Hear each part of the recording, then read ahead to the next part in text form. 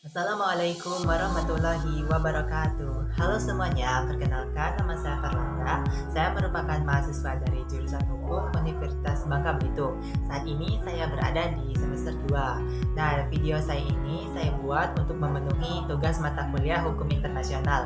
Dan di video ini saya akan menyampaikan tentang indikator-indikator apa saja untuk dapat dikatakannya sebagai suatu negara. Nah, apa saja sih indikator-indikator tersebut? Yuk kita bahas. Nah, indikator yang pertama yaitu kedaulatan. Kedaulatan adalah salah satu aspek yang paling mendasar dalam hubungan internasional. Ini mencangkup hak dan kekuasaan suatu negara untuk membuat keputusan politik, ekonomi, dan sosial tanpa campur tangan eksternal yang tidak diinginkan. Di samping itu, kedaulatan juga mencangkup kontrol terhadap sumber daya alam di wilayahnya, termasuk pengaturan eksploitasi, pengelolaan, dan pemanfaatan sumber daya tersebut sesuai dengan kepentingan nasional. Sebagai contohnya, sebuah negara yang memiliki cadangan minyak besar memiliki kedaulatan untuk mengatur produksi, distribusi, dan ekspor minyak tersebut tanpa campur tangan dari negara lain. Selain itu, kedaulatan negara juga mencakup hak untuk mengatur perbatasan dan mempertahankan integritas wilayahnya. Negara memiliki kekuasaan untuk menetapkan batas-batas wilayahnya dan melindungi wilayah tersebut dari ancaman eksternal, baik itu dalam bentuk invasi militer, penjajahan, atau tuntutan wilayah dari negara lain. Kedaulatan wilayah menjadi penting dalam menjaga stabilitas regional dan menjaga kedamaian antar negara. Nah, indikator yang kedua yaitu adanya pemerintahan yang efektif dalam suatu negara. Nah, keberadaan lembaga-lembaga pemerintahan yang kuat menjadi salah satu indikator utama dalam suatu negara. Ini mencangkup keberadaan lembaga-lembaga seperti lembaga legislatif, eksekutif, dan yudikatif yang berfungsi dengan baik dan dapat saling mengawasi serta menyeimbangkan kekuasaan. Lembaga-lembaga ini harus memiliki wewenang yang jelas dan diatur oleh konstitusi atau undang-undang dasar yang berlaku. Selanjutnya, transparansi dan akuntabilitas menjadi faktor yang penting dalam menilai kualitas pemerintahan suatu negara. Transparansi mencakup keterbukaan dalam proses pengambilan keputusan serta akses yang mudah bagi masyarakat untuk mendapatkan informasi tentang kebijakan dan program pemerintah. Nah, sementara itu, akuntabilitas ini mengharuskan pemerintah bertanggung jawab atas tindakan dan keputusan mereka pada publik dan lembaga-lembaga pengawas seperti parlemen ataupun badan audit. Nah, selanjutnya indikator yang ketiga yaitu adanya pengakuan internasional. Nah, ini tidak hanya berarti pengakuan diplomatik oleh negara-negara lain saja, tetapi juga mencangkup keanggotaan dalam organisasi internasional dan partisipasi dalam perjanjian internasional. Pengakuan diplomatik menunjukkan bahwa negara-negara lain mengakui eksistensi dan kedaulatan suatu entitas sebagai negara yang berdaulat. Ini seringkali diwujudkan dalam bentuk pertukaran duta besar dan perjanjian bilateral antar negara. Nah, selain itu, keanggotaan dalam organisasi internasional juga menjadi aspek penting dalam pengukuran pengakuan internasional. Nah, negara-negara yang diakui secara internasional seringkali menjadi anggota berbagai organisasi internasional seperti PBB, IMF, ataupun WTO. Keanggotaan dalam organisasi-organisasi ini memberikan negara akses ke forum internasional yang memungkinkan mereka untuk berinteraksi dan berkolaborasi dengan negara-negara lain dalam berbagai isu global. Secara keseluruhan, pengakuan internasional memberikan legitimasi dan kedaulatan yang diperlukan bagi suatu negara di tingkat global. Ini tidak hanya penting secara simbolis saja, tetapi juga memiliki implikasi praktis dalam hubungan internasional, perdagangan, diplomasi, dan kerjasama lintas batas. Dengan demikian, pengakuan internasional menjadi salah satu indikator utama dalam menilai posisi dan pengaruh suatu negara di dunia internasional. Indikator yang keempat yaitu wilayah. Wilayah yang jelas dan terdefinisi dengan baik adalah salah satu elemen kunci dalam menjaga kedaulatan suatu negara. Hal ini mencakup pengaturan dan pengawasan perbatasan negara secara efektif, baik itu dengan negara tetangga maupun di wilayah maritim. Pengaturan perbatasan yang jelas membantu mencegah konflik yang berpotensi muncul akibat ketidakjelasan batas wilayah, serta memungkinkan negara untuk menjalankan fungsi-fungsinya dengan lebih efisien. Dengan memiliki wilayah yang jelas, dilindungi, dan dikelola dengan baik, suatu negara dapat memastikan bahwa kedaulatannya terjaga dan kepentingan nasionalnya dilindungi.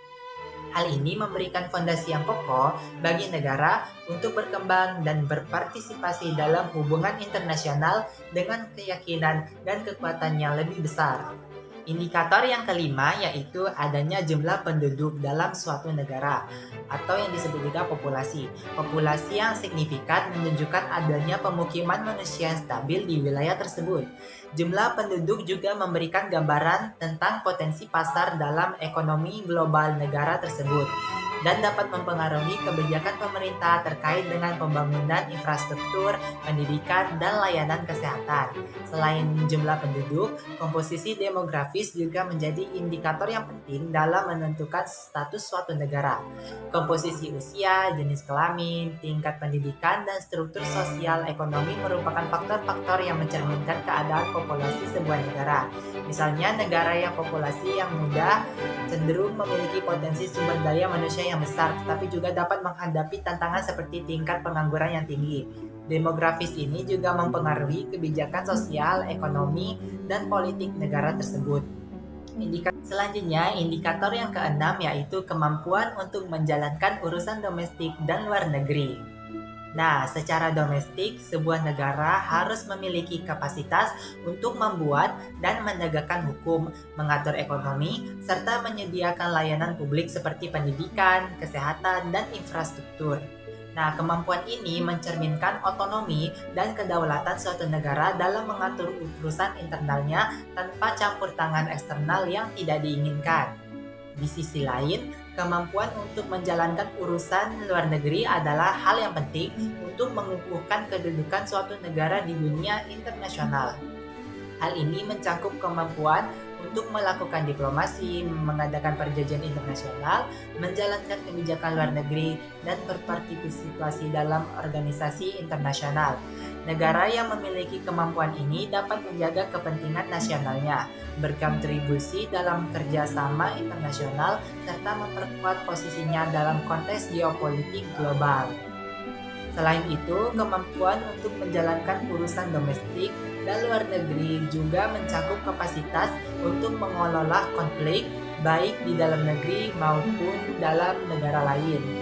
Kemampuan negara dalam menangani konflik secara efektif dapat menjamin stabilitas internal dan regional, serta memperkuat legitimasi pemerintah di mata masyarakat domestik dan komunitas internasional. Oleh karena itu, kemampuan untuk menjalankan urusan domestik dan luar negeri ini merupakan fondasi utama bagi eksistensi dan keberhasilan sebuah negara dalam arena global. Indikator yang ketujuh yaitu hukum dan keamanan. Hukum dan keamanan adalah pilar penting dalam menentukan status sebuah entitas sebagai negara. Nah, pertama-tama ini keberadaan sistem hukum yang efektif menunjukkan adanya struktur dan mekanisme untuk mengatur kehidupan masyarakat, serta menegakkan aturan yang berlaku. Hukum yang kuat memberikan perlindungan kepada warga negara, menjamin hak-hak individu, serta menciptakan kepastian dan stabilitas dalam kehidupan sosial dan ekonomi. Selain itu, keamanan merupakan aspek yang tak terpisahkan dari keberadaan suatu negara. Negara memiliki tanggung jawab untuk melindungi kedaulatan, integritas, dan keamanan warga negaranya dari ancaman baik dari luar maupun dalam. Nah, ini meliputi keberadaan aparat penegak hukum yang efisien, sistem pertahanan yang kuat, serta kebijakan yang dapat mengatasi tantangan keamanan seperti kejahatan, terorisme, dan konflik bersenjata. Kehadiran hukum yang ditegakkan dengan baik dan sistem keamanan yang efektif adalah penanda yang jelas dari kedaulatan suatu negara. Negara yang mampu memberikan perlindungan kepada warganya, menjaga ketertiban, serta merespon tantangan keamanan secara proaktif menunjukkan kapasitas untuk menjalankan fungsi-fungsi dasar sebagai entitas yang berdaulat. Nah, indikator yang terakhir yaitu kemampuan untuk menjalankan fungsi-fungsi negara. Fungsi-fungsi negara meliputi berbagai hal, seperti pembuatan dan penegakan hukum, pengaturan ekonomi, penyediaan layanan publik, perlindungan terhadap warga negara, serta menjalankan urusan domestik dan luar negeri. Kemampuan untuk melaksanakan fungsi-fungsi ini mencerminkan kedaulatan dan otonomi suatu negara dalam mengatur urusan internal dan eksternalnya. Selanjutnya, kemampuan untuk menjalankan fungsi-fungsi negara juga mencakup aspek administratif dan manajerial yang efektif. Hal ini melibatkan keberadaan institusi-institusi pemerintahan yang kuat, aparatur yang kompeten, serta sistem pengelolaan sumber daya yang baik. Negara yang mampu menjalankan fungsi-fungsi administratif dengan efisien dapat memberikan layanan publik yang berkualitas, meningkatkan kesejahteraan masyarakat, serta memperkuat legitimasi pemerintah di mata warga negara. Nah, yang terakhir, kemampuan untuk menjalankan fungsi-fungsi negara ini juga mencakup kapasitas untuk beradaptasi dengan merespon perubahan lingkungan internal dan eksternal. Negara yang mampu berinovasi dalam kebijakan publik, mengantisipasi tantangan baru, serta menjawab aspirasi masyarakat memiliki potensi untuk tetap relevan dan berkelanjutan dalam jangka panjang. Nah, mungkin cukup sampai di sini saja pembahasan saya mengenai indikator-indikator dapat disebutnya sebagai suatu negara. Nah, saya ingin pamit. Bila ada kesalahan dalam perkataan saya minta maaf dan saya akhiri dengan mengucapkan wabillahi taufiq walhidayah. Wassalamualaikum warahmatullahi wabarakatuh. Terima kasih semuanya.